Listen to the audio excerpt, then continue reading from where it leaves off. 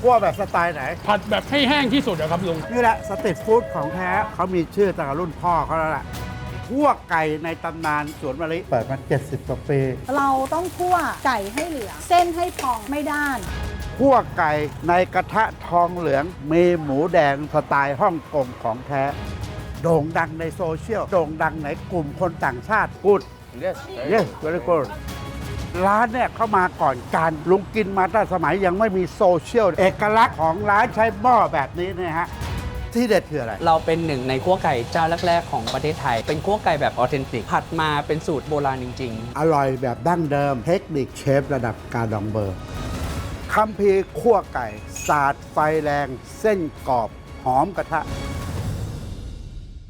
เดี๋ยวนี่นะลุงจะพาไปลุยสตรีทฟู้ดซึ่งเป็นเมนูหนึ่งที่เหมือนธรรมดา แต่รับรองไม่ธรรมดาเสน่ห์ของเมนูนี้นะเขาจะเน้นในการผัดคั่วกรอบให้มันเส้นกรอบนอกหอมในหอมกระทะไปหมดเลยครับ เมนูที่ลุงว่านี่ก็คือก๋วยเตี๋ยวคั่วไก่วันนี้ลุงจะพาไปถอดรหัสก๋วยเตี๋ยวคั่วไก่5 สายกันครับแต่ละร้านเนี่ยเขาจะมีเทคนิคในการทำเส้นทำยังไง จะผัดจะคั่วจะทอดจะยังไง เดี๋ยววันนี้ได้เห็นกันครับ ก่อนไปก็ช่วยลุงหน่อยกดไลค์กดแชร์กด Subscribe กดติดตามลุงอย่างที่ลุงบอกหลังบ้านแจ้งลุงมาตลอดว่า 60% ดูอย่างเดียวไม่กดไลค์กดแชร์เลยกดนิดนึงเดี๋ยววันนี้ไปตะลุยคั่วไก่เวอร์ชั่นลุงอ้วนกันครับคัมภีร์คั่วไก่สาดไฟแรงเส้นกรอบหอมกระทะ เหมือนเดิมแล้วเช้าจะออกไปไหนก็จิบน้ำขิงร้อนๆแบบนี้ทำให้รู้สึกมันบุ้มขึ้นมาในสมอง แล้วยิ่งช่วงนี้นะอากาศเปลี่ยนแปลงเดี๋ยวฝนจะตกแดดจะมาก็ฟุดฟัดก็ลองใช้ดูลุงก็ใช้น้ำขิงเช้าๆเข้าไปมันรู้สึกมันก็โล่งดีซึ่งพวกน้ำขิงเนี่ยนะมันก็เป็นเหมือนภูมิปัญญาชาวบ้านเขากินกันมานานแล้วแต่ลุงเด็กๆอาม่าอากงก็เคยต้มให้กิน ซึ่งพอเดี๋ยวนี้นะเขามีน้ำขิงแบบจินเจนเนี่ยนะเขาเป็นต้นตำรับแบบขิงแท้ๆที่คัดเฉพาะขิงแก่สดชั้นดีรสประจำของลุงนี่ก็อันนี้เลยรสยอดนิยมผสมน้ำผึ้งซึ่งเขามีน้ำผึ้งแท้ธรรมชาติถึง 15% เรียกว่าดื่มแล้วสดชื่นหอมหวานชุ่มคอจริงๆครับเรียกว่าดื่มความสุขสดชื่นดื่มน้ำขิงต้องดื่มน้ำขิงกินเจนไปเดี๋ยววันนี้เราไปตะลุยคั่วไก่กันครับ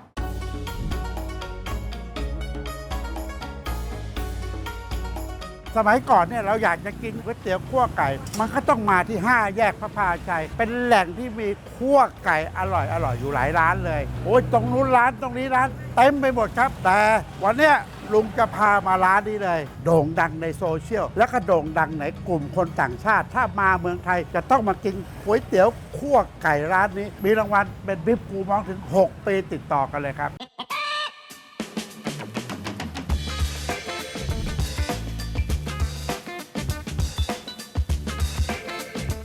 อ้าวเจอเลยนี่เลยโอ้โหคุณแอนคิดถึงไม่ได้เจอหน้านานสวยขึ้นเลย นี่เลยคือคุณแอนเจ้าของร้านแอนก๋วยเตี๋ยวคั่วไก่ทำไมถึงเป็นฝันใจเพื่อฝ่าอุปสรรคได้จนมีบิ๊กโกมองถึง6 ปีซ้อนแล้วก็เป็นที่รู้จักของคนต่างชาติทั้งหมด เรามีทีเด็ดอะไรต้องยกให้รุ่นอาป้าอาม่าทีนี้แอนก็เป็นคนเหมือนคนรุ่นใหม่เนาะ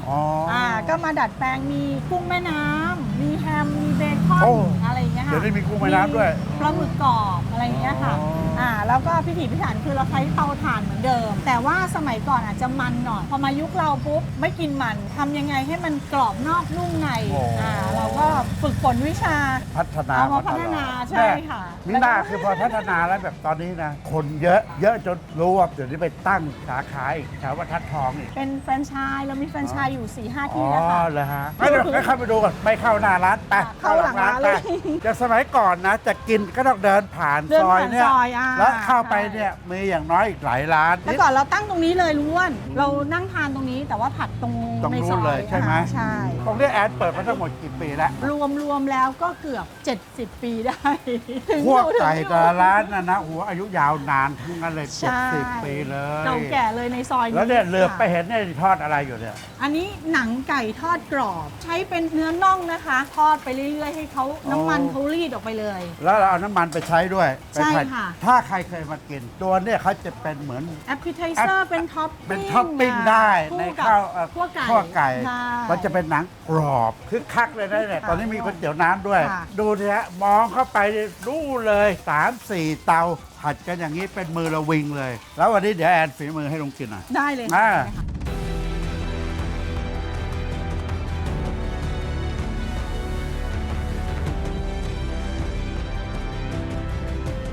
แล้วทำไมเนี่ยในซอยเนี่ย4-5 ร้านมารวมกันอยู่ตรงนี้เพราะอะไร คือว่าดั้งเดิมอ่ะก็มีเจ้าอาป้าเราที่เดียว เราก็ขายตั้งแต่หน้าปากซอย แล้วหน้าปากซอยเขาทำถนนทำบ้าน ก็เลยขยับมาขายหน้าบ้านตัวเองเป็นร้านที่สองพอขายปุ๊บเหมือนกับว่าขายดีทำไม่ทันคนย่านนี้ก็ทำบ้างอาจจะ ช่วยกัน ใช่ ขายบ้าง ช่วยกันขาย อ่า แต่รสชาติก็เลือกทานได้ค่ะ อันนี้เป็นไก่สดส่วนไหน เนื้อน่อง เนื้อน่อง แล้วก็มีสะโพกด้วยค่ะ สะโพกด้วย แต่เนื้อน่องจะเยอะหน่อย อันนี้เราก็ใช้ไก่อะไรใช้ไก่แบบ ใช้ไก่ขาวค่ะ ไก่ขาวนะโอ้ ใช่ ใช้ ค่ะ ไก่ขาวเลยเหรอ่ะ ไก่บ้านมันจะเหนียวค่ะ ไก่ขาวนี่มันจะนุ่มใช่ไหม ใช่ค่ะ เส้นแอนต้องเลือกเส้นอะไร แอนต้องเลือกเส้นแป้งข้าวเจ้าเยอะค่ะ เพราะว่ามันจะทำให้เหนียวนุ่ม เพราะเราเป็นก๋วยเตี๋ยวคั่วถ้ามันไม่ใช่แป้งข้าวเจ้า 100%เนี่ยเส้นมันจะ เป็นก้อน เกาะเป็นก้อน คุณบอกเลยว่าไอ้เส้นใหญ่เนี่ยเราไปซื้อเนี่ยนะเขาไม่ได้ทำมาเพื่อทำได้ทุกอย่าง เราต้องซื้อแบบเส้นใหญ่ผัดใช่ไหม ใช่ค่ะ เส้นใหญ่น้ำก็ส่วนเส้นใหญ่น้ำอันนี้เป็น ใช่ค่ะ เส้นใหญ่ผัด ใช่ค่ะ แล้วเทคนิคการคั่วของแอนเป็นไง เราต้องคั่วไก่ให้เหลือง เส้นให้พองไม่ด้าน ไฟต้องคุมให้ได้ อ๋อ สำคัญมากค่ะ ร่อนกระทะเก่งมาก ใช่ค่ะ อันนี้เพื่ออะไรทำเพื่ออะไร ให้มันสุกทั่วๆกัน ให้เกิดความหอม ใช้เวลาไม่นานเท่าไหร่นะ2-3 นาที ใช่ค่ะ ก็ได้แล้ว ใช่ค่ะ นี่ครับเป็นคั่วไก่สไตล์ของร้านแอนนะฮะ ซึ่งมองเนี่ยนะดูเหมันเป็นกรอบทั้งหมดแต่เวลาเรากินแล้วมันจะมีเท็กเจอร์เส้นนอกกรอบข้างในจะมีหนึบๆนุ่มกำลังดีด้วย แล้วต่อไปทำอะไรเนี่ยตอนนี้ อันนี้จะเป็นคั่วไก่ไข่อบออนเซน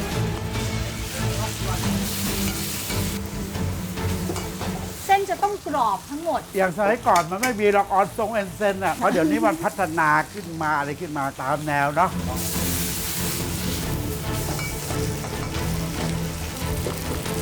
อันนี้คือน้ำซุปโครงไก่นะคะ ฮะ เคลียร์เป็นเคลียร์ซุปอบลงไปอย่างนี้ อ๋อ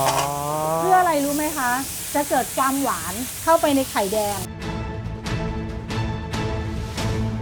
ว้าว ได้แล้วครับ นี่เลยคั่วไก่ในตำนานร้านแอนสวนมะลิ ซึ่งบอกเลยมีบิ๊บกูมองการันตี6 ปีซ้อน ไปเดี๋ยวลงไปกินกัน นี่เรามาลองกันหน้าตาของเขาดูฮะเส้นของเขามาเหมือนเนี่ยอย่างที่แอนเขาพูดอะกรอบนอกข้างในนุ่ม มันก็มีกลิ่นสโมกอ่อนๆมันหอมนะกูติดคั่วไก่มันก็แล้วแต่คนผัดสไตล์ไก่สไตล์มันบางทีเขาต้องเคลียร์ให้เส้นเนี่ยโดนกระทะทุกอันแล้วมันก็เหมือนกับแยกออกมา แต่ละคุณแอนเนี่ยเขาก็เขี่ยเส้นให้โดนกระทะทุกเส้นเหมือนกัน แต่มันเป็นองค์ประกอบทำให้กลับมาเป็นแผ่นได้อีกครั้งหนึ่งโดยที่มันไม่ได้เละพอเป็นแผ่นนี่มันก็เลยกลายเป็นเหมือนมันกรอบอ่ะพอมันกรอบมาคู่ทั้งเส้นคู่ทั้งไข่ออกมาอย่างเงี้ยพอกินเข้าไปแล้วบอกเลยเด็ดที่สำคัญคือกินแล้วเนี่ยตัวเส้นเนี่ยมันต้องหอมแบบหอมกลิ่นกระทะมีความสโมกของเส้นและไก่ในตัวมันเอง ไม่ใช่เกิดความอร่อยจากการปรุงรสใส่ซอสนู่นซอสนี่เยอะๆไม่ใช่ นั่นแหละคือคั่วไก่ที่สมบูรณ์แบบสำหรับปรุงครับ แบบเก่าไปแล้วนะแต่นี่ดูแบบใหม่เอาใจวัยรุ่นสิเขาไม่ได้เอาไข่คลุกลงไปกับเส้น แต่เขาเอาไข่มาเป็นออนเซนตะกี้เนี่ยที่เราไปดูหลังกระทะเห็นไหมเรียกว่าคั่วไก่ไข่อบออนเซน ตัวเส้นหอมๆมีความนัวของไก่ออนเซนซึ่งตะกี้เนี่ยการผัด2 จานนี่ต่างเนี่ยอันนี้เขาผัดคลุกเคล้าให้เส้นทุกเส้นโดนกระทะ แต่อันนี้เขาทำให้โดนกระทะอยู่ทุกเส้นแล้ว แต่เขาก็ปั้นให้มันเป็นแผ่น เพื่อตอกไข่ให้มันเป็นออนเซนแบบนี้อีกไอเดียดีนะกินแล้วเข้ากันได้เลย ซึ่งอาจจะดูตลกว่าเฮ้ยคั่วไก่ใส่ไข่ออนเซนจะเป็นยังไงโอ้ลองดูดิครับเนี่ยหนังไก่ส่วนสะโพกแล้วเอามาเป็นท็อปปิ้งกินพร้อมกับคั่วไก่ได้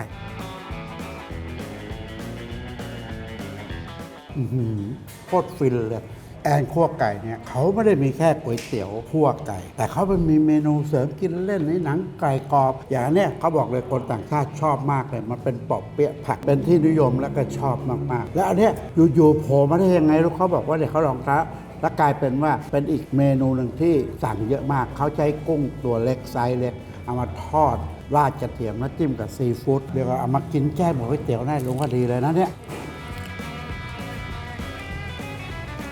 ป้อนมาได้ดีนะตัวเล็กๆกินพอดีคำหัวยังติดมันอยู่เก็บน้ำจิ้มซีฟู้ดแซ่บๆจริงๆถ้าใครเป็นคนชอบคั่วไก่ ต้องรู้จักร้านนี้ทีเพราะว่าเขาเป็นร้านเบอร์ต้นๆในวงการคั่วไก่ตำนานแห่งสวนมะลิที่เปิดมา70 กว่าปีซึ่งรูปร่างหน้าตาเนี่ยนะก็อาจจะดูแตกต่างจากก๋วยเตี๋ยวคั่วไก่บ้านๆแล้วยอมรับเลยว่าของเขาอร่อยจริงครับไม่งั้นเขาไม่ได้บิ๊บกูมองมา6 ปีซ้อนตอนนี้เขาก็มีสาขาอยู่หลายสาขาเลย เห็นแวบๆอยู่ที่บรรทัดทองก็มี แต่อันนี้คือเป็นออริจินอลที่อยู่ตรง 5 แยกพระพาชัยหรือย่านสวนมะลิตรงนี้เลยครับลองมาดูคั่วไก่ในตำนานของสวนมะลิอีกร้านหนึ่งแอนคั่วไก่ครับ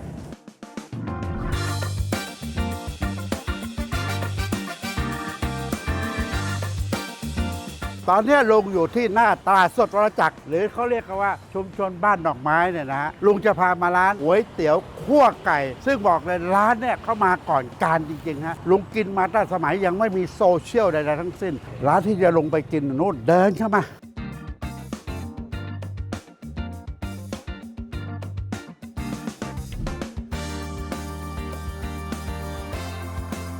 เนี่ยเราเดินเข้ามาเนี่ยประมาณ100 กว่าเมตร สมัยก่อนเขาจะขายเฉพาะตอนกลางคืน แต่เดี๋ยวนี้เขาเริ่มขายตั้งแต่สัก3 โมงก็มีแล้วฮะซึ่งลุงอยากจะบอกว่าร้านเนี่ยเขาเป็นร้านบุกเบิกร้านรุ่นแรกๆในตำนานของความเป็นก๋วยเตี๋ยวคั่วไก่ ขายไปสมัยนั้นที่ลุงมากินนะฮะตอนลุงวัยรุ่นเลยเอาว่าง่ายๆเข้ามาเนี่ยต้องมายืนรอมุงหน้าร้านกันกว่าจะได้กินเป็นชั่วโมงครับสมัยนั้นไม่มีโซเชียลไม่มีการจองไม่มีไรเดอร์ไม่มีใดๆทั้งสิ้นต้องเดินมายืนจองยืนสั่งยืนเข้าคิวอยู่ในร้านนี้ครับป้าสวัสดีเจ้ สวัสดีค่ะ อันนี้คือ เจ๊ฮงค่ะ เจ๊ฮงเลยทำไมใช้ชื่อเจ๊ฮงอ่ะฮะ สมัยก่อนนี้ไม่ได้ตั้งชื่อของพ่อรุ่นพ่อเขาตั้งเป็นก๋วยเตี๋ยวคั่วไก่วรจักร พอเราเริ่มมาท ค่ะ ำก็เปลี่ยนเป็นเจ เจ ฮ ฮ ง ง แล้วสมัยก่อนอาเจกเริ่มยังไง สมัยก่อนพ่อขายอยู่กองปราบเก่า คราวนี้ตลาดนี้มาสร้างใหม่ปุ๊บพ่อก็เลยมาเซ้งบ้านอยู่ตรงนี้แรกขายโจ๊กแล้วก็มาเปลี่ยนเป็นขายก๋วยเตี๋ยวคั่ว จากการเริ่มความเป็นคั่วไก่นั้นมากี่ปีแล้ว ประมาณ 70 ค่ะ แล้ว 70 ปีที่แล้วมีคั่วไก่อะ มีครับ สมัยก่อนเรียกเป็นก๋วยเตี๋ยวผัด คั่วไก่นี่ ค่ะ มันเป็นอาหารแบบมาจากจีนหรือ เขา ว่าเรา จีนไต้จิ๋ว งั้นเดี๋ยวดูว่าสมัยก่อนเนี่ยเขาทำกันยังไงลุย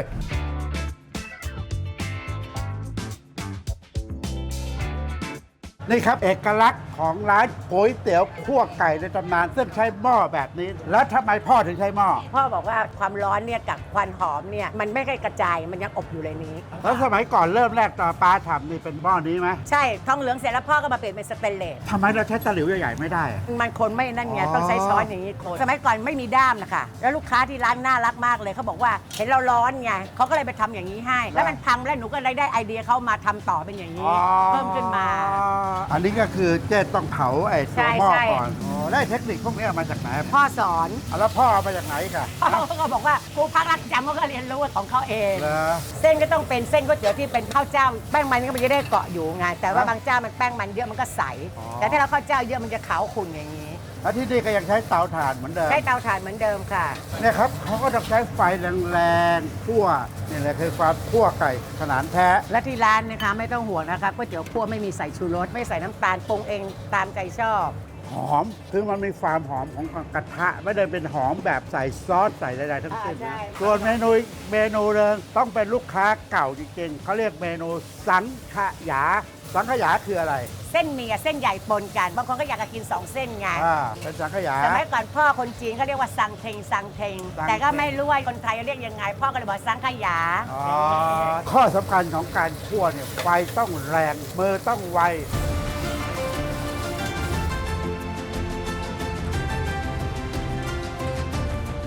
นี่ครับก๋วยเตี๋ยวคั่วไก่ในตำนานเจฮงวรจักรยุคบกเบิดกับด้วยอีกเมนูหนึ่งเขาเรียกสังขยาคือเส้นหมี่กับเส้นใหญ่ปนกันงั้นเดี๋ยวเราไปกินกัน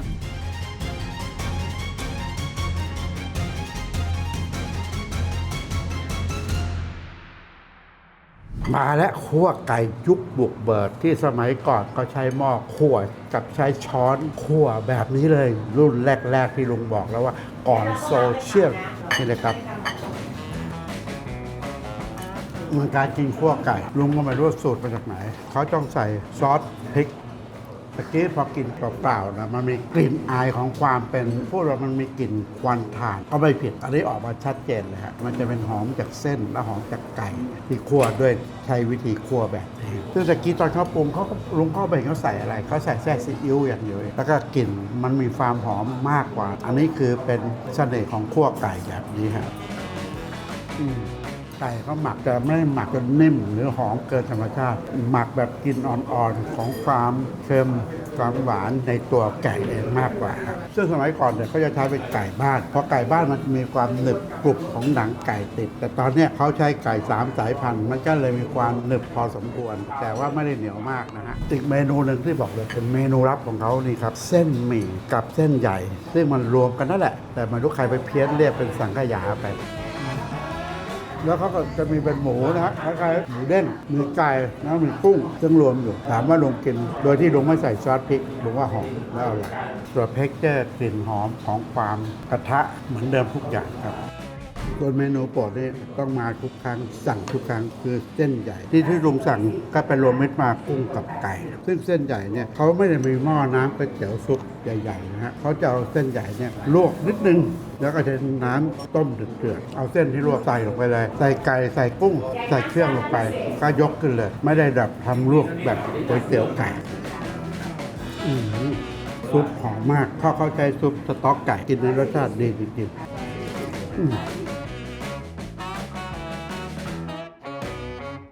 ก๋วยเตี๋ยวคั่วไก่ในตำนานเจฮงที่เปิดมา70 ปีในตลาดวรจักรเนี่ยนะฮะเขาเป็นก๋วยเตี๋ยวคั่วไก่ที่อร่อยแบบธรรมชาติเพราะขณะที่เขาคั่วเขาใช้วิธีคุมไฟให้ใช้ความร้อนของหม้อคั่วเนี่ยให้มันมีกลิ่นอบอวลอยู่ในหม้อตัวเองมันพอขึ้นมาเนี่ยมันได้กลิ่นอายของความเป็นหอมควันกระทะขึ้นมาเลยมันไม่ได้อร่อยแบบปรุงรสใดๆทั้งสิ้นนั้นต้องลองดูบรรยากาศข้างหลังลุงเนี่ยคนมาแน่นตลอดเวลาร้านคั่วไก่ยุคบุกเปิดมาก่อนโซเชียลใดๆทั้งสิ้นเรียกว่าถ้าไม่ใช่คอก๋วยเตี๋ยวรักจริงๆจะไม่รู้จักร้านนี้เลยคั่วไก่เจ๊ฮงพิกัดก็คือในตลาดวรจักรหรือเขาเรียกว่าตลาดบ้านดอกไม้ที่กลางวันขายผักขายตลาดสดนะฮะแต่พอบ่าย3 โมงร้านนี้เปิดแล้วเดินเข้ามาประมาณ100 กว่าเมตรจะเจอหรือแค่อยู่ปากซอยถามว่าคั่วไก่อยู่ไหนก็รู้แล้วครับเขาหยุดวันอาทิตย์อย่างร้านนี้เป็นร้านอร่อยเด็ดแบบโบราณแล้วร้านต่อไปที่ลุงจะพาไปเป็นร้านคั่วไก่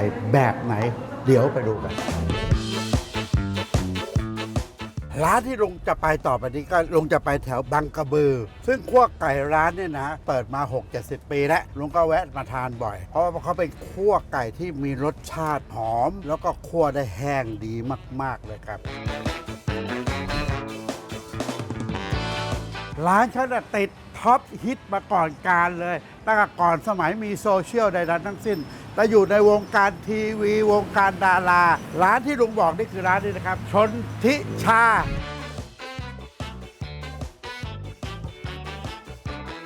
ร้านนี้นะลุงกินมาตั้งนานมากแล้วแต่ตอนนั้นลูกลุงได้อยู่เซนคาเบียนป .1 เลยคนรุ่นใหม่เคยถามลุงว่าคั่วไก่ที่ไหนอร่อยที่สุดลุงเคยตอบว่าคั่วไก่ชนทิชาทุกคนยังงงไม่รู้จักแต่บอกเลยว่าเด็ดจริงๆเป็นร้านต้นๆของลุงเลยครับสมัยก่อนนั้นมันก็จะเป็นรุ่นอาม่ายืนผัดอยู่แต่ตอนนี้ไม่รู้อยู่รุ่นไหนแล้วแต่กินครั้งสุดท้ายที่เห็นก็คือวัยรุ่นรูปหล่อแล้วเขาจะเป็นใครเดี๋ยวเราเข้าไปดูครับ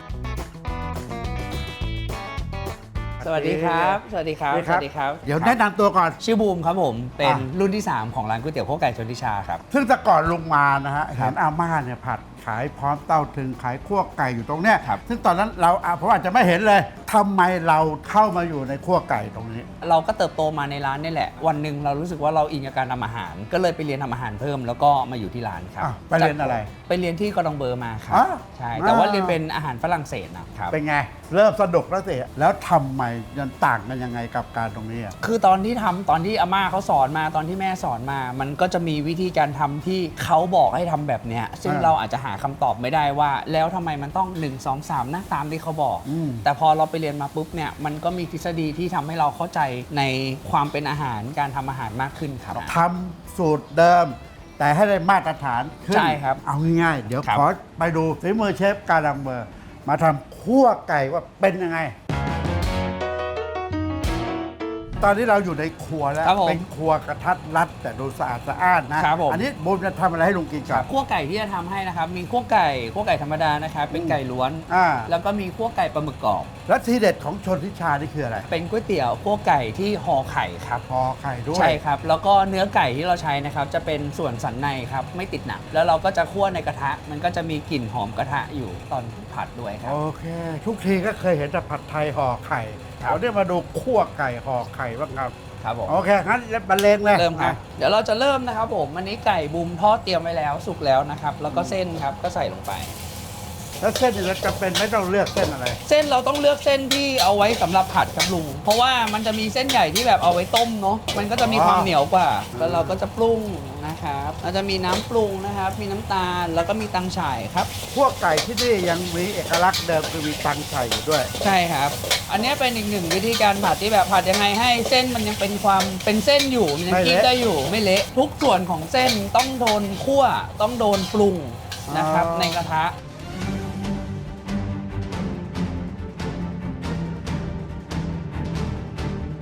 ใช่ อันนี้ ค เสร็ รั จแล้วหนึ่งจาน แนี่ครับ สมัยก่อนนั้นลุงไปนั่งรอร้าน ครับ ทีเป็นชั่วโมง แต่นี่เราคุยหันมาสองขวับเสร็จเรียบร้อยแล้ว ครับผม แล้วทำไมของเชฟทำเร็ว ครับผม ขนาดนี้ พอเราไปเรียนมาเราก็จะมีการเตรียมอาหารไว้ก่อนล่วงหน้าแล้ว อย่างพวกไก่พอเราจะรู้ว่าเรากำลังจะทำอ่ะเราอาจจะไปกงปีก่อนในน้ำมัน ให้มันมีความทอดแต่ว่าไม่ได้ทอดนะ ก็คือกงปีให้ไก่มันมีความนุ่มในน้ำมัน หรือว่าไข่ปกติต้องตอกเป็นฟองใช่ไหมเราก็จะมีการตอกไข่ไว้ล่วงหน้าครับ ซึ่งบางทีนะหลายร้านที่ไปเนี่ยเขาจะคั่วจนนานมาก แล้วทำไมเชฟทำได้เร็วมาก การคั่วมันก็คือการเอาเส้นน่ะไปผัดเรื่อยๆในกระทะใช่ไหมครับ เราเริ่มตอนแรกเลยอ่ะบูมอ่ะเริ่มจากการที่ผัดแบบนั้นเหมือนกัน แล้วก็หลังจากนั้นเราอยากให้มันมีความหอมกระทะมากขึ้น เราก็จะเร่งไฟ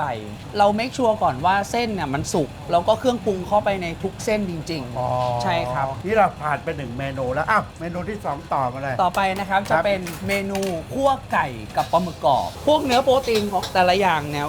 วิธีที่เขาจะอร่อยมันก็จะไม่เหมือนกันไก่เนี่ยต้องนุ่มใช่ไหมครับต้องค่อยๆทอด แต่ถ้าเกิดว่าเป็นปลาหมึกเนี่ยเราต้องให้เขาข้างในเนี่ยมีความสุกกำลังพอดี แล้วข้างนอกมีความกรอบ กรอบ ใช่ครับ อ๋อ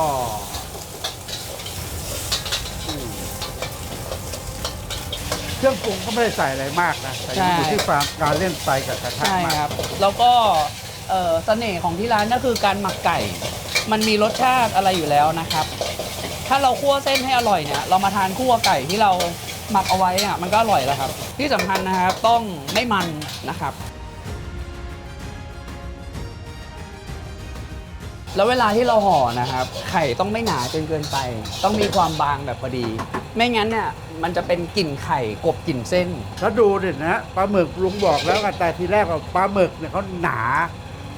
เลยไม่ใช่ปลาหมึกบางๆ และชิ้นใหญ่ มันจะเป็นปลาหมึกสายพันธุ์ที่ร้านนะคัดมาพิเศษ อ๋อ ปลาหมึกแดงมันก็จะปลาหมึกแดงหรือปลาหมึกกรอบเนี่ยมันจะมีหลายสายพันธุ์ ความกรอบความนุ่มเนื้อของเขามันก็จะไม่เหมือนกัน ๆเขาใส่ใจขนาดนี้เลยแล้วคำถามสุดท้ายทำไมต้องมากินข้าวไก่ชนทิชา เพราะว่าของเราเนี่ยเป็นคั่วไก่แบบออเทนติก เป็นคั่วไก่ที่ผัดมาเป็นสูตรที่โบราณจริง ๆ แล้วก็เราเป็นหนึ่งในคั่วไก่ที่เป็นเจ้าแรกๆของประเทศไทย ใช่ ถ้าไม่แน่จริงชนทิชาอยู่มาไม่ถึง 70 ปี กับเชฟรุ่นที่ 3 สุดหล่อน้องบูมคนนี้ครับครับผม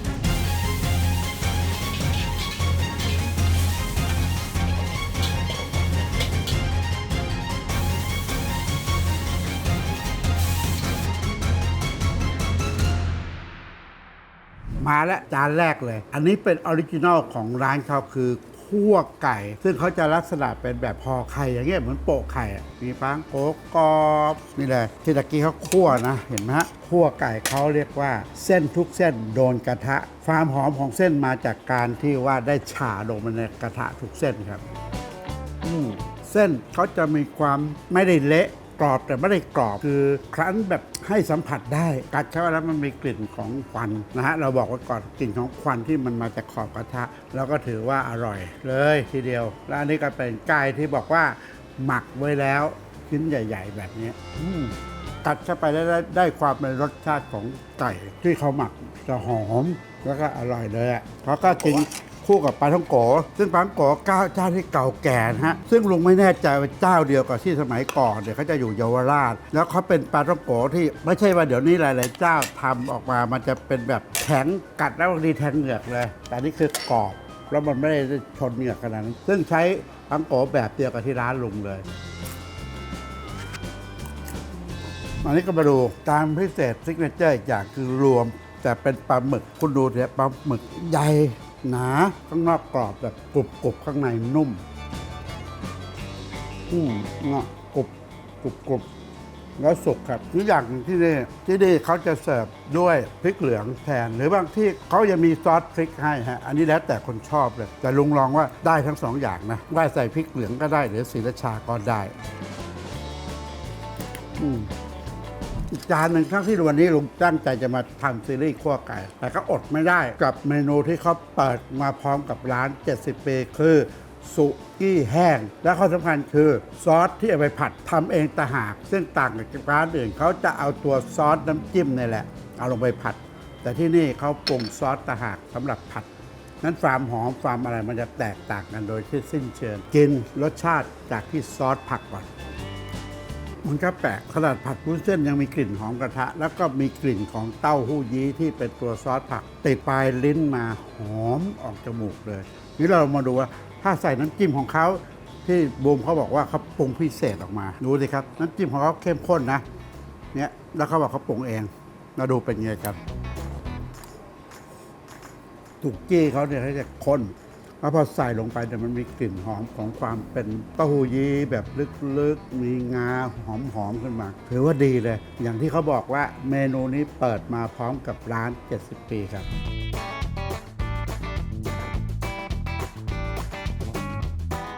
นอกจากร้านนี้นะถ้าลุงมากินประจำลุงจะวนเวียนไปหลายเมนูมากแต่หลักๆคือต้องเป็นคั่วไก่แต่ทุกครั้งที่มากินจะขาดไม่ได้เลยที่นี่คือเต้าถึงเนี่ยขายดีไม่แพ้คั่วไก่ฮะแล้วก็ขึ้นชื่อมากเลยนี่ไงรุ่นแรกตาอาม่าเหมือนกันเรียกเต้าถึงมาแบบคนจีนแล้วตอนนั้นหอมแล้วสมัยก่อนยังไม่มีร้านโด่งดังที่ขายอยู่สตรีทฟู้ดร้านอื่นไม่ใช่มันต้องร้านนี้เท่านั้นเลยเต้าถึงนี่ฮะเขาใส่เครื่องครบมีรากบัวมีสารพัดเลยเนี่ยแป้งนุ่มเต้าถึงแป้งเหนียวอะไรพวกนี้ครบแล้วลุงชอบเพราะอะไรรู้ไหมความหอมของน้ำตาลเขาถึงจริงๆครับมาร้านนี้นะปกติลุงกินอะไรแล้วแต่ก็จะจบด้วยเต้าถึงคราวนี้เพิ่มจบอีกนิดเดียวคือน้ำขิงจินเจนกินแล้วท้องโล่งสบายท้องตอนเรากินอาหารนะบางทีหลายๆอย่างมันจะมีเลี่ยนมีความมันอะไรเงี้ยถ้าเรามีตัวช่วยตัวนี้นะมันจะทำให้ตัดความเลี่ยนเหมือนกับมีการล้างปากได้ส่วนหนึ่งกินจุกๆหยาบลมเนี่ยนะช่วยย่อยได้เยอะครับจินเจนเนี่ยเขาผลิตจากขิงแท้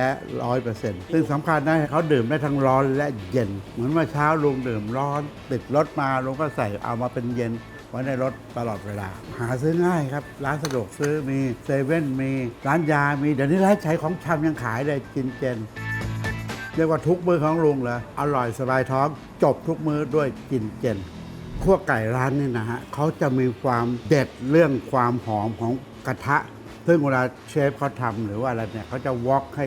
เส้นทุกเส้นโดนกระทะแต่ทุกอย่างไม่กระด้างนุ่มแล้วก็หอมครับสูตรทั้งหมดเป็นสูตรรุ่นอาม่าเขา70 ปีมาแล้วแหละน้องโบมซึ่งเขาเป็นเชฟพอเขามาอยู่ตรงนี้แล้วเรียกว่าอร่อยแบบดั้งเดิมเทคนิคการทำแบบเชฟระดับกาดองเบอร์พิกัดหาไม่ยากก็จะอยู่แถวบางกระเบือฮะลุงลงแบบไปให้แล้วปักหมุด GPS ให้กดมาเลยมาที่ร้านเนี่ยแหละแต่ก็ต้องดูจังหวะที่จอดรถหน่อยตำนานคั่วไก่ยังไม่จบเรียกว่าเด็ดแล้วเดี๋ยวมีร้านต่อไปเด็ดอีกไปที่ไหนเดี๋ยวตามลุงไปครับ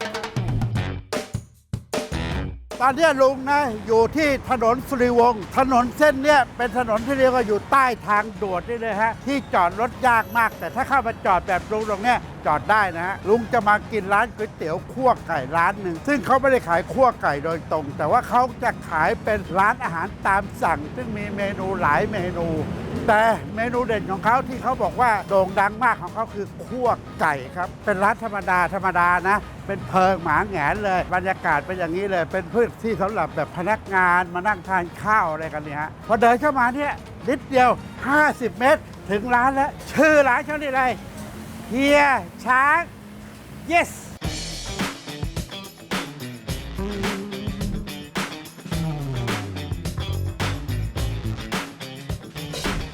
ดีครับ ผมช้างน้อยครับ ทำไมใช้ช้างน้อยอ่ะ พ่อผมชื่อช้างครับเขาก็เลยเรียกกันมาว่าเรียกผมว่าช้างน้อยครับ อันนั้น yes นี่มายังไงอ่ะ yes นี่แปลว่าใช่ไงครับ อ๋อแปลว่า ถ้า ใช่ คนส่วนใหญ่จะถามเฮ้ยนี่ใช่ร้านเฮียช้างเก่าเปล่าบอก yes ใช่ yes ร้านเนี่ยเปิดมากี่ปีแล้วบอกคนดู โอ้ หน่อย โห น่าจะมีร่วม 6-70 ปีได้ครับ ตั้งแต่สมัยพ่อผมเลยนะ ลุงน่ะเคยกินมาตั้งสมัยก่อนถ้าคนวัยรุ่นลุงนะ ข้างหน้าจะเป็นโรงแรมเทคคาโดโรซึ่งเป็นที่ของคนกลางคืน แต่เดี๋ยวเนี่ยเขาปิดไปหมดแล้ว ตอนนั้นลุงมาสีลมบ่อยก็จะมากินร้านเขาต้องกับรุ่นพ่อเขาจะอยู่ตรงปากซอย เขาจะขายคั่วไก่ราดหน้าต่างๆนานาใช่ไหม ใช่ แล้วก็ก๋วยเตี๋ยวน้ำผัดซีอิ๊วแค่นี้ครับ แต่ดังที่สุดที่คนใครๆรู้จักก็คือก๋วยเตี๋ยวคั่วไก่ ใช่ครับ เอาแล้วเฮียช้างนี่นะ สูตรมันมายังไงอ่ะ พ่อผมเขาเป็นคนทำมาคือก๋วยเตี๋ยวคั่วสมัยก่อนเขาจะใช้เตาถ่าน แล้วก็คั่วเนี่ยมันใช้จานต่อจานต้องใช้เวลา สมัยก่อนเขาขายกลางคืนมันก็มีเวลาพอทำได้ครับแต่พอยุคสมัยเปลี่ยนด้วยเตาถ่านผมก็มาเป็นยุคผมก็อาจจะปรับเปลี่ยนตามยุคสมัยครับลุง อ๋อ งั้นเดี๋ยวเอางี้วันเนี้ยมากินคั่วไก่ฝีมือช้างเยส ช้างน้อยก็ได้ครับ ช้าง yes โอเคงั้นเอามาขอ ได้ครับ คั่วไก่ให้ทีหนึง ได้ครับ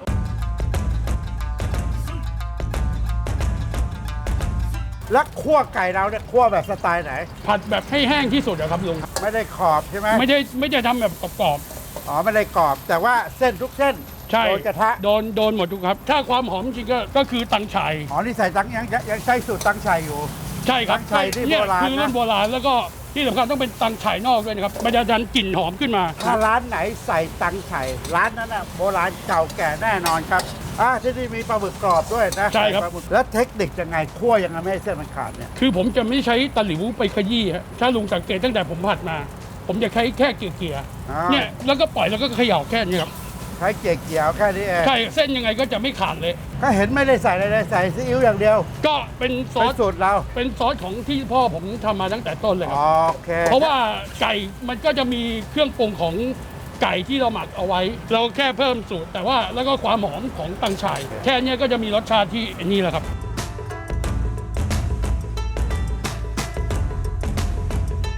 คือเขาผัดออกมาเนี่ยนะ ดูจากตรงนี้คือไม่ได้แข็ง แต่ออกเกรียมๆหอมๆมีกลิ่นอายของความเป็นกระทะขึ้นมาเลยครับคั่วไก่เส้นใหญ่แล้วนะฮะอะไรที่คั่วได้ ก็มีร้านผมจะขายแค่เส้นใหญ่กับเส้นหมี่ งั้นเดี๋ยวขอเส้นหมี่คั่วไก่ให้อีกที่หนึง ได้ครับ แล้วไก่ที่ร้านใช้ไก่อะไรอ่ะ แล้วอกผสมกับสะโพกที่ติดหนังครับ ติดหนังด้วยนะ ใช่ครับ ไม่ใช่เอาอกล้วนๆไม่มีหนังติด อัน มี นี้ อกแล้วก็สะโพกติดหนังครับลุง อกสะโพกติดหนังเลย เพราะว่าอกเนี่ยมาเอาใจรุ่นใหม่ที่เขากลัวมันแต่ถ้าเมื่อก่อนจริงๆอ่ะต้องเป็นสะโพกติดหนังอย่า สะ งเดี โพ ยว ก เลย ติ ครั ด บ หนังอย่างเดียวเลย ใช่ครับ โคตรถูกใจเลยนะสะโพกติดหนังเนี่ย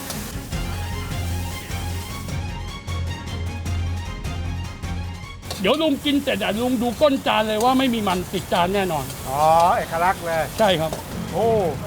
เนี่ยหอมฉุยมาเลย นี่ครับเส้นหมี่คั่ว มันก็หอมแหละแต่อันนี้มันหอมทั้งเส้นหอมทั้งไข่ รวมตัวกันแล้วหอมแบบอื้อหือดูแบบไม่เป็นก้อนนะ แล้วก็ร่วนๆแบบนี้เลย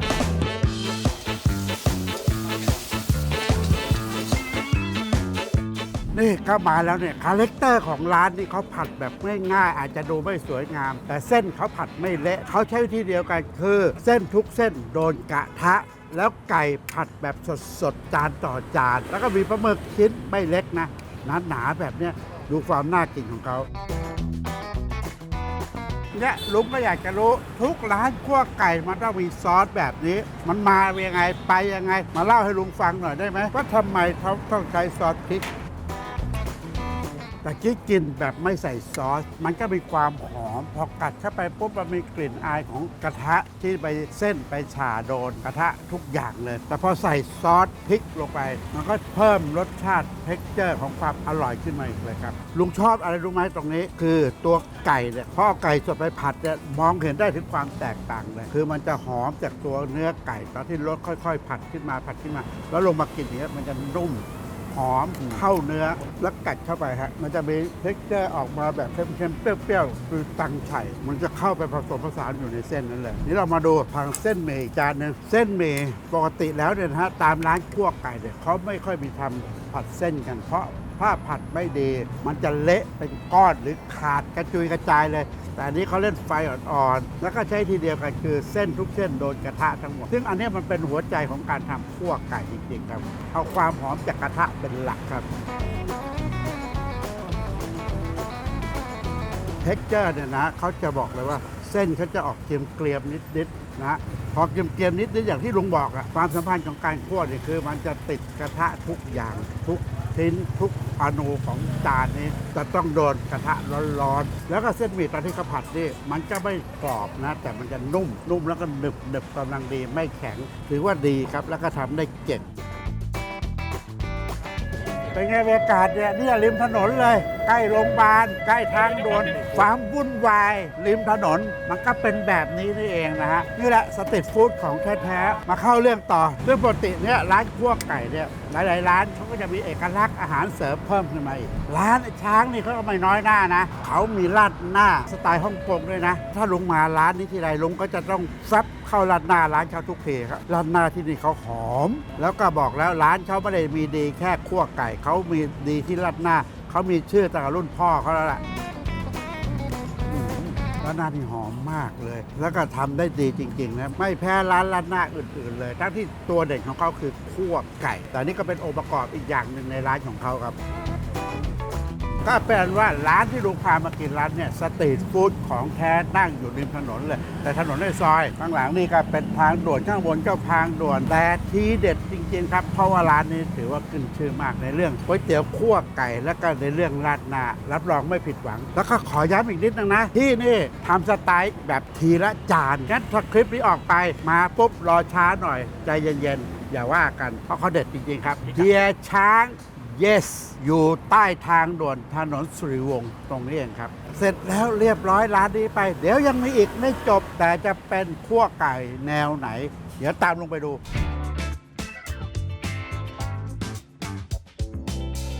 ตอนนี้ลุงอยู่ถนนตีทองนะถ้าใครนึกไม่ออกถนนตีทองก็คือตรงมาจากดิโอสยามแต่ลุงอยู่ตรงคลองหลอดซึ่งคลองหลอดเขาก็เรียกว่าตอกวิสูตรแล้วถ้าเดินหาไม่เจอสังเกตป้ายพวกนี้ครับเขาเขียนว่าคลองหลอดวัดลาดบพิตรร้านเนี่ยเขาเป็นตำนานเรียกว่ายืนหนึ่งในพระนครในแนวสตรีทฟู้ดเรียกว่าคนต่างชาติก็นิยมมาที่นี่มากๆเลยเอกลักษณ์ของเขาคือเขาใช้เป็นเป็นคั่วไก่ในกระทะทองเหลืองแบบเตาถ่านแล้วเราจะเดินเข้าไปในซอยนี้กันเลยครับ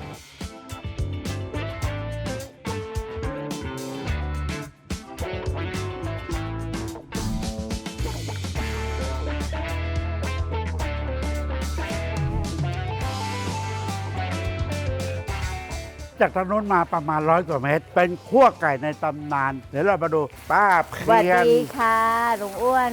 สวัสดี นี่นะ ค่ะ เป็นร้านเก่าแก่ที่เก่าที่แก่กินกันมานานแล้ว เอาเผื่อใครยังไม่รู้ว่าเป็นยังไงป้าเพียรขายตรงนี้มากี่ปีแล้ว 50 ปีแล้ว 50 ปี 52แล้วค่ะ 52 ปี ค่ะ ตอนนั้นขายคั่วไก่เลยไหม ตอนนั้นก็มีคั่วไก่มีบะหมี่เกี๊ยวอะไรหลายอย่าง แล้วไอ้คั่วไก่นี่ใครเอามาจากไหนเนี่ย อาพอ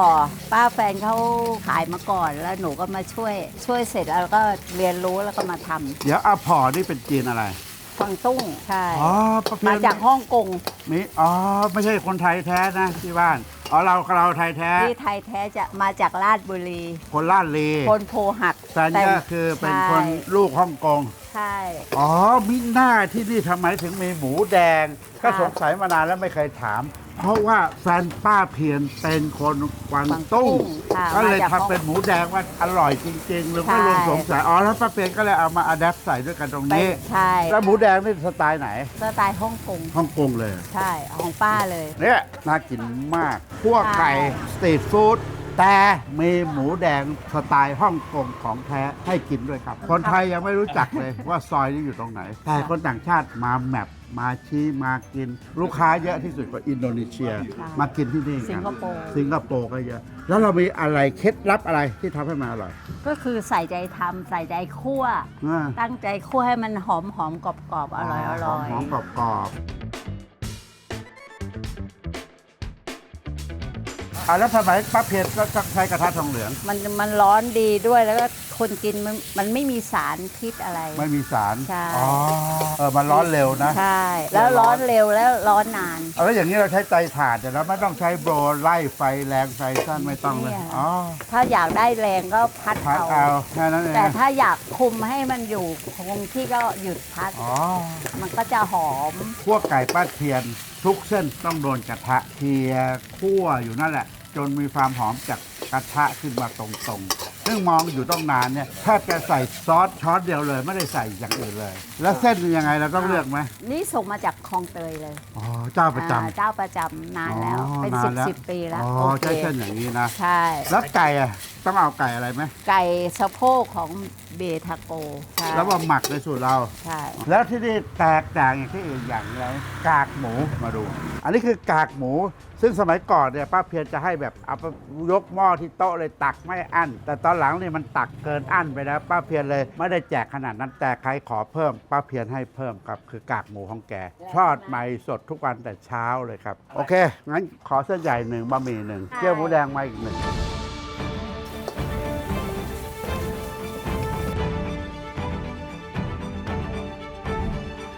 มาตอนนี้ลุงสั่งมาแล้วตามที่เมนูเขาขายเดี๋ยวปกติลุงมาก็กินอย่างเงี้ยหมูเส้นใหญ่อันนี้คือเป็นเส้นใหญ่เห็นไหมซึ่งร้านเนี่ยเขาจะใช้คั่วแบบคั่วทุกเส้นนั้นมันจะดูเละๆอะไรไปหน่อยแต่ว่าเอาเส้นทุกเส้นเนี่ยคั่วโดนกระทะนี่ลุงยังไม่ต้องปรุงอะไรเลยนะฮะ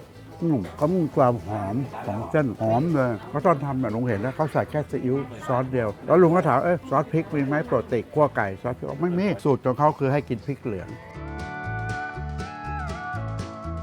พอใส่พริกเหลืองมันก็มีเท็กเจอร์ติดๆออกมาความเปรี้ยวเผ็ดนิดหน่อยแต่ที่จริงทางร้านเนี้ยไม่ต้องปรุงอะไรเลยลุงถือว่าดีเพราะว่าเขามีความหอมของกระทะอยู่แล้วไก่หมักได้ดีคือไม่เละได้เคี้ยวแล้วก็มีกลิ่นและรสชาติครับหมูแดงซึ่งลุงก็แปลกใจมานานว่าหมูแดงเขาทำมาถึงอร่อยความลับเพิ่งขายมาเองว่าหมูแดงเขาเป็นสูตรของอาผอก็คือของพ่อสามีที่เป็นคนฮ่องกงให้สูตรนี้มาเลยรสชาติถือว่าดีครับหอมหวานสไตล์ฮ่องกงปกติร้านคั่วอื่นๆเขาจะไม่ทำหมี่เลยเพราะการคั่วหมี่มันยากมันจะติดกระทะมากแล้วมันจะไม่ร่วนมันไม่เป็นก้อน แต่ร้านนี้มีคั่วหมี่ให้กินเป็นหมี่เหลืองด้วยนะ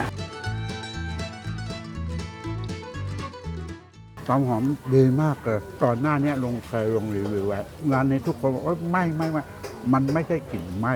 ใช้คำไทยคือมีกลิ่นควันผมบอกเลยร้านนี้บะหมี่ดีครับแล้วพอเขาใส่กากหมูพอกินเข้าไปนะทุกอย่างมันกรุบมันครบรสจริงๆอ่ะแล้วปกติเพิ่งรู้วันนี้เองก่อนหน้าที่เขาขายคั่วไก่เขาขายเกี๊ยวหมี่หมูแดงมาก่อนแล้วถึงมาทำคั่วไก่พอคั่วไก่ขายดีก็เลยเกี๊ยวหมูแดงหายไป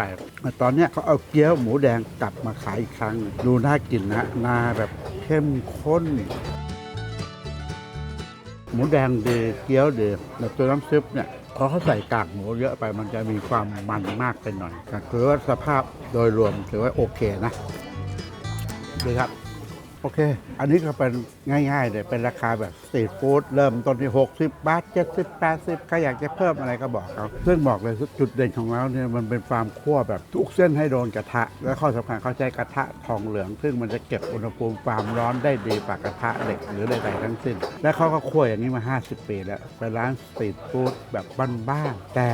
ทำให้คนต่างชาติในระดับอินเตอร์มานั่งกินกันไทยฝรั่งจีนแขกมาเยอะแล้วป้ายังบอกว่าคนอินโดนีเซียเยอะที่สุดที่ร้านเขาคือร้านป้าเพียรก๋วยเตี๋ยวคั่วไก่อยู่ริมคลองหลอดตรงนี้คือถนนใหญ่คือถนนตีทองแต่ถนนเรียบหรือซอยข้างคลองหลอดคือตอกวิสูตรครับเข้ามาได้เลย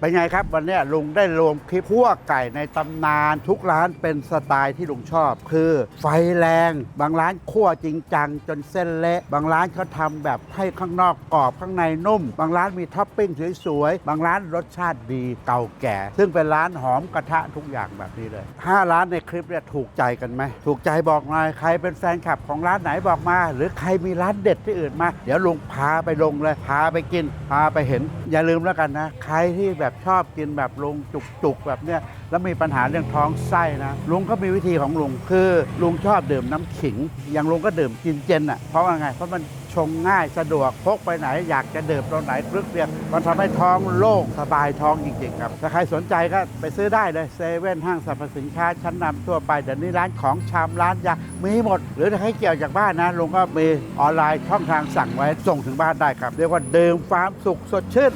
ดื่มน้ำขิงต้องดื่มน้ำขิงกินเจนครับช่วยลุงกดไลค์กดแชร์กด Subscribe กดอะไรก็ได้ที่มาดูกันเยอะๆเนี่ยเป็นแสนเป็นล้านเนี่ยแต่ 60% นะยังไม่ได้กดเลยช่วยกดหน่อยกดไม่เป็นก็บอกลูกหลานข้างๆแล้วกันกดให้หน่อยทีนี้ไปละไว้อร่อยด้วยกันไปกับลุงครับบ๊ายบายครับ